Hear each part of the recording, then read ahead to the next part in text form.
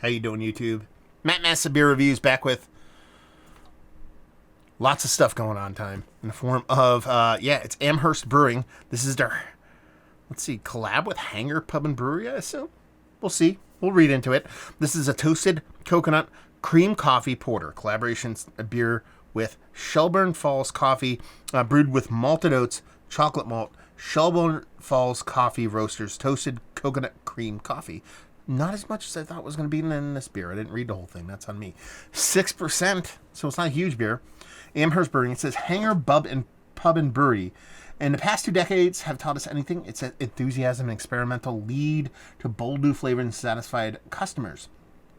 We offer a wide variety of year-round and seasonal styles, plus specialty selections, including our experimental Jane Doe IPA series. We're constantly evolving our beers using feedback from creativity of our Hangar customers. Come visit us at the Hangar and meet our brewers to join the conversation. So Hangar Pub and Brewery, this is my assumption here. Hangar Pub and Brewery is the brew pub, and Amherst Brewing is the brewery within. That would be my guess, if I'm reading right. AmherstBrewing.com, because the collaboration is with the Shelburne Falls Coffee, not with that other place. So I don't think it's a collab between Hangar and Amherst. I think they're one and the same. This comes courtesy of my boy Keith. I don't know where he got this, and I don't care. No, I'm joking. He dropped us off with a couple beers, and Keith knows what I like. 6% coffee beer. I assume there's a bit of lactose. No, there's not. I mean, it's this chocolate malted oats. So they're using that as kind of that soft mouthfeel addition. Chocolate malt and that Shelburne's coffee, but that coconut cream coffee. I wonder how they produce that to see what's what. No date in the can. Label-wise, is that right? Beer looks pretty. I mean, you're talking about a nice creamy fluffy head on a nice rich, not motor oil kind of darkness. You're talking about a 6% kind of porter stouting thing going on. We're off to a good start. See if we can get a nose.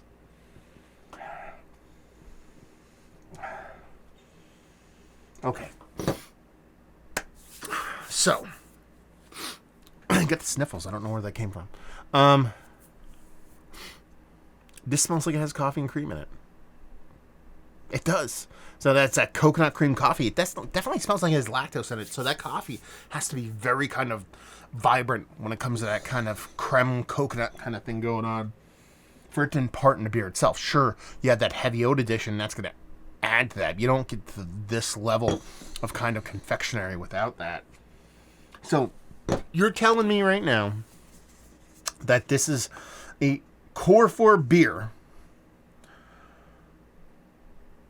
with coffee, nothing else. I would not have guessed that. If I was drinking this or smelling this blind, I would think this had lactose in it, and I think it would have coffee in it. I would hope. I would pick up on that. Yeah, I'm intrigued. I like what I'm smelling here. Yeah, coffee forward.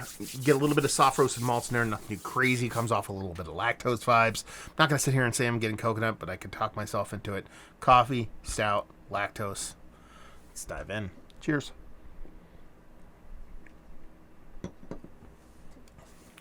Okay. And the taste is where it kind of really gives up its tricks. So you could, without a doubt, taste that there's no lactose in this beer. You taste that there's the hint of some kind of vanilla lactose kind of influence somewhere throughout the beer, but the mouthfeel is thin. I wouldn't sit here and say criminally thin for a 6% kind of porter stout. But you can tell, they tried to beef up the mouthfeel on this with those malted oats. It's really hard at this ABV level to get that sultry, creamy mouthfeel without adding that lactose. So that's where it kind of tips its cap. Now, that being said, I don't think it's criminally thin. Definitely drinks like a 6% porter.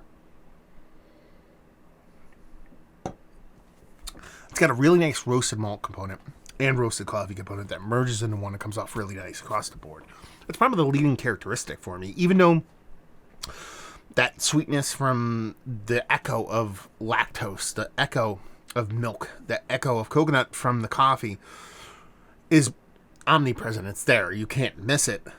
And while that volume is loud, so it's easier to detect, the roasted malt in the coffee and the actual stout itself, or porter, I should say, kind of just eke that out.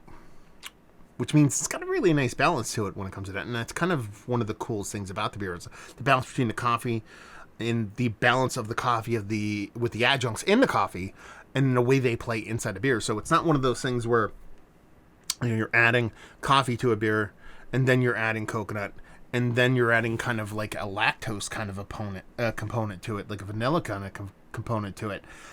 You're not doing that. That's a little bit easier to kind of balance off. You could be like, add a little bit of this, add a little bit of that. No, you have that being imparted completely from the coffee. So to get that balance, right, of the roast of the coffee, of those confectionery and adjunct levels in the coffee to where they impart themselves on a proper level in the beer, I think it's really, really impressive. I like this. I think it's really tasty. I mean, it's not like, you think of these beers now, you think of these 2x4 to the face, kind of pastry stouts, pastry porters that are just like all the maple syrup, arbolanas, and every other sweet component you could possibly think of inside of this motor oil level thickness. I think if that's what you want and that's what you're looking for and it's the only thing that matters to you, you're probably going to come off a little bit kind of disappointed in this beer. Disappointed because you're not getting what you want from a beer you shouldn't expect it from, if that makes any sense. Because what you're getting here is a well-done porter. There's no of that metallic astringency that I'm super sensitive to, so it drinks like a dream. It has this super soft, fluffy creaminess that is just a kind of Merriam-Webster dictionary mouthfeel when it comes to porter. This beautiful, well-done, meaningful but not over the top roast, both from a malt side of things, roasted malt side of things, but also that coffee. You impart that little bit of cream, that little bit of lactose vibes, and that little bit of coconut vibes from the coffee itself that adds just a soft dollop of this kind of slightly confectionery vibe to it. I'm sure that's kind of pairing with those oats, but it works quite well. In the grand scheme of things, knee-jerk reaction, blind, not knowing what this beer is, I'd say it just drinks a little bit thin. Like I said, but once I find out the ABV, and I understand that there's no lactose in the beer whatsoever, I'm cool with that. I'm absolutely cool with that lack of density. It's not necessarily an overtly thin beer. I shouldn't have said it that way. It's the lack of density when you're used to that in this style of beer. But it's really tasty stuff. Probably one of the better coffee beers I've had as of late. To be perfectly honest with you, let's cut to that. Is it one of the better coffee beers that I've had as of late? Yes. Is it one of the better porters I've had as of late? Yes. Is it Mount Rushmore status for either of those? It's probably me outside looking in a Mount Rushmore status, but it's very hard to get up to just because there's been coffee beers that are super kind of aggressive or just work in a way that works a little bit better for me. But this is absolutely worthy of being in the conversation on both ends of that spectrum. Value and availability, no idea. Will, Dan, let me know what's what, and leave you with, if you like what, oh, Will, Dan. Keith, let me know what's what. I thought Will and Dan gave this to me. God damn it. Can't even remember what I'm talking about. It's called having the baby. And leave you guys with, if you like what, we like this. If you like coffee and beer, and you like lactose, you like milk stouts, but you're lactose intolerant, maybe the reason why Keith bought this, because I think it gives you all of the vibes minus the mouthfeel of what really makes for a really well done darker lactose based beer without actually having lactose in it, and that's tasty. So there you go, another review in the books. Hopefully you guys enjoyed it. Down there, if you want to talk about it, Massive Beers. If you want to check me out doing the social media stuff, Beer Massive. If you want to check me out doing the whole podcasting thing, and hopefully you guys enjoyed the review. Hopefully you're enjoying a little bit of Amherst brewing right now. Hopefully see you next time. Cheers.